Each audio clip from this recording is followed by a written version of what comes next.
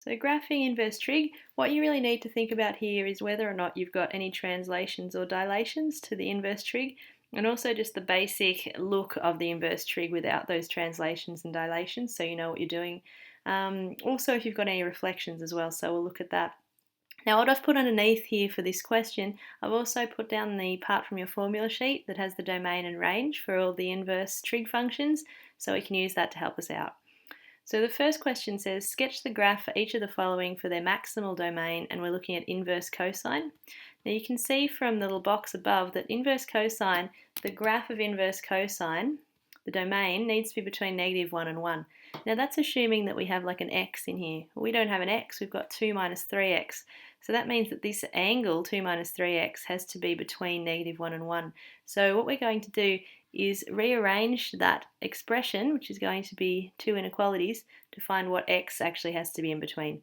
So our angle, 2 minus 3x, has to be in between 1 and -1. All right, so less than or equal to 1, greater than or equal to -1. What we can do now is if we divide, or actually we'll take away 2 from both sides. So we're going to have -3, take away 2 from the middle, leaves us with the minus 3x, and take away 2 from this side, we're going to have -1. And now what we can do is we can divide by -3 each side. So when we do that, remember that with inequalities, if you're dividing by a negative, the inequalities will be turned around or flipped. So I'm going to divide both sides now by -3, and I'm going to flip the inequalities over. Dividing the middle by -3 just leaves us with x, and we've got -3, -1 divided by -3. So what we've got, I'm just going to rewrite this. I'm going to put this on this side because we're used to having the greatest thing or the largest thing on this side on the right and the smallest thing on the left. This is now the smallest. So we've got a third.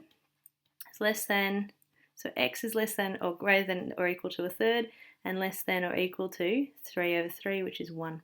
So that's our new domain. So that tells us where our graph is actually going to be occurring. So if we think about that, it's going to be occurring between a third and 1 because it's been shifted, and we can tell that because we've got this shifting here. Okay, now the other thing that we have to be careful with is the way that this actually has a dilation in front of the x here. So if we rewrite this, I'm going to rewrite it as inverse cosine. What I'm going to do is take the -3 out as a factor out of everything that's inside the bracket.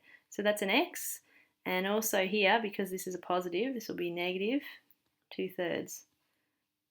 Okay, now that actually makes it a bit clearer what's going on here. We've got a translation of that way 2/3, okay, and then we're also going to have a dilation. Now the dilation here, the -3, that you can see, the negative sign actually tells us we have a reflection because of the negative. Oops. And so our dilation is going to be, call this a dilation from the y-axis of a factor of a third because it's always 1 over this. Effectively what that means is it's getting thinner, so it's pulling up. It's steeper, basically.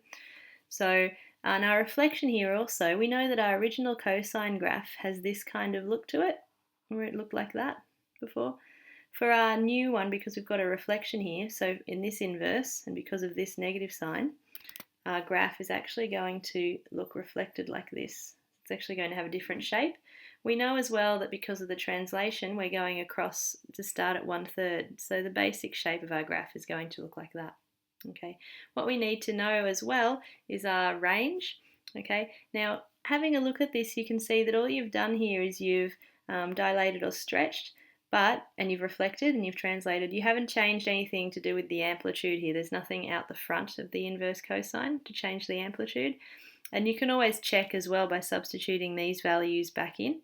You'll actually find here that you've got when x equals a third, you're going to have y equals inverse cosine of 2 minus 3 times a third is 1.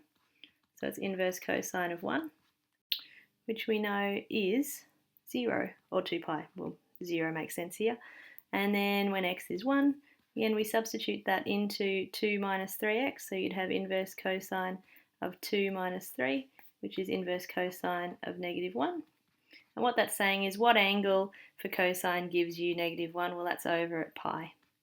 So our domain and our range for our graph, and we'll sketch it. I can sketch it down here, it doesn't require much room. Our domain goes from 1/3 to 1, and I should really say that's for x just to make sure that we're clear. That's our domain, and our range is going to be going from 0 to pi. So that's actually our standard range. We haven't done anything with that. So for the graph, we'll put that one here. We've got 1/3 and 1, and we're starting at 0, so this particular point here is 0, 1/3 0, and going up to pi, so somewhere there, like that. And the shape, remember the shape, instead of our usual shape this way, because of the negative sign here, and that's a really important thing, this negative sign in front, any negative sign in front of the x is a reflection across the y-axis, so it reflects over. So that's why we've got, instead of our normal shape, this is our standard shape, we've now got that reflected shape.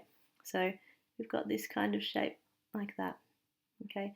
And this is 1 pi and 1/3 and 0. So they're your two endpoints for your graph.